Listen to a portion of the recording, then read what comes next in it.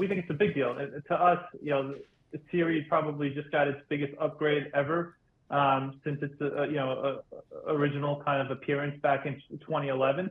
And you kind of look at what they've done across the ecosystem, the new AI capabilities and tools that they're going to push out to developers now. There's going to be a lot that they can do with these tools, and in terms of upgrading their apps and providing new capabilities out there to the consumer. May not necessarily be something you see over the next kind of 3 to 6 months.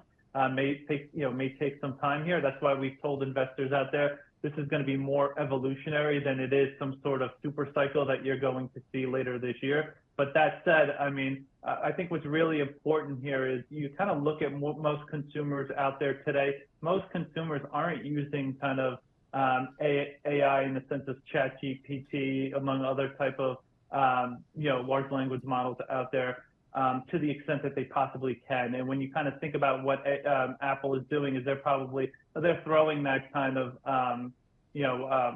ability out there for consumers to have it directly in their hands. And we think that's a big deal. And we think that's going to cause consumers out there to ultimately upgrade. It may not be the 16, it might be the 17, but ultimately it's a very positive thing for the evolution of Apple. You maintained a buy rating on the stock after yesterday's news following the conference, but then also if you look at the A&R function, I know Paul likes to look at this in the terminal, there's 40 buys, 15 holds, 5 sells, and Paul and I were just chatting about how this stock, when you're looking at Apple, up more than 20% since that April 19th low. How much more room do you think the shares have to run now? Yeah, so Jess, I think that's a great point. So you kind of look at the move that they had going into the announcement here, right? It's a fantastic move. The stock was actually down, I think, about 14% on a year-to-date basis into late April, right? And I think that kind of the story from January to April was, hey, listen, we've got some China issues, expectations in the second half of this year may not be able to be met. Now you kind of change the narrative around since kind of their earnings release in early May, as well as kind of the developers conference here, to one whereas, hey, those numbers may not be attainable, to, we've got now 6% expected growth for the iPhone 16 cycle. There's probably upside to that number instead of downside. So in our view, the narrative has changed. It's all about whether or not, or how much upside can we see from that iPhone 16 cycle at this point in time.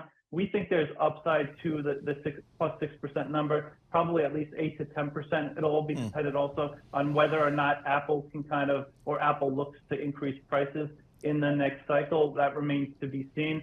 But in our view, there's upside potential that still remains despite the move that we've seen here over the last 5 to 6 weeks. So Angelo, I'm out there in the marketplace sporting an Apple iPhone 11.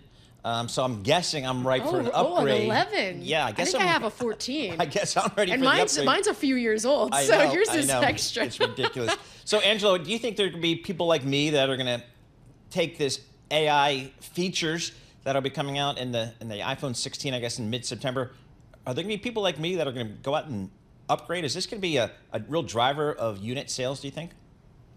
Yeah, listen, I think, first off, there's not much of a bar to beat here because the iPhone 15 cycle is a down cycle. If you actually look at the 14 cycle, it was a relatively flat cycle as well. So we've kind of had this kind of pause here over the last kind of 2 cycles in terms of on a unit basis, right? Whereas the 12 and 13 really took a lot of kind of upside there because of some of the China market share gains, because of the 5G cycle, upgrade cycle, and what have you.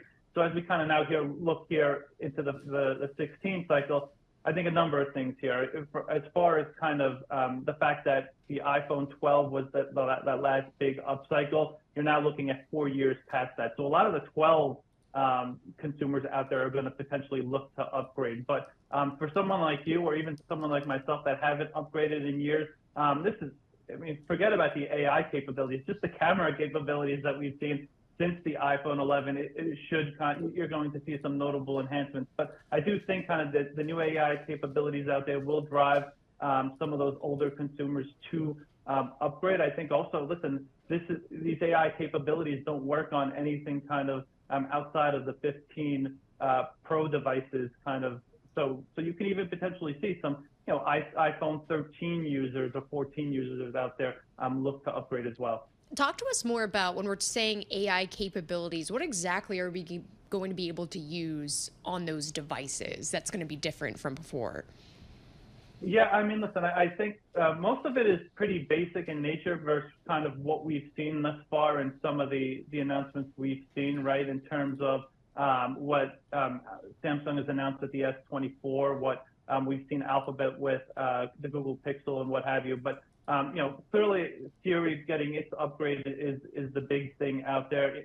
Embedding ChatGPT functionality in there as well is a big deal. But, they showcase capabilities like rewrite, summarization.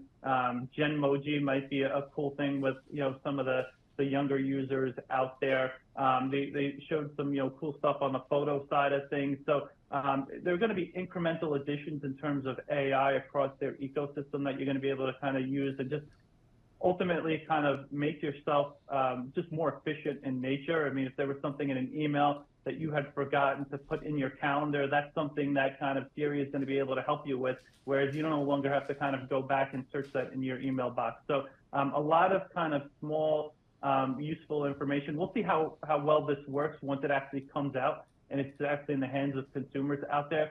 But that said, I think a lot of it is incremental, but I think the way Apple kind of markets their iPhone devices and all their devices in general, when you kind of throw the AI storyline on top of that, I think that's really what kind of is going to capture the appeal of a lot of those consumers out there.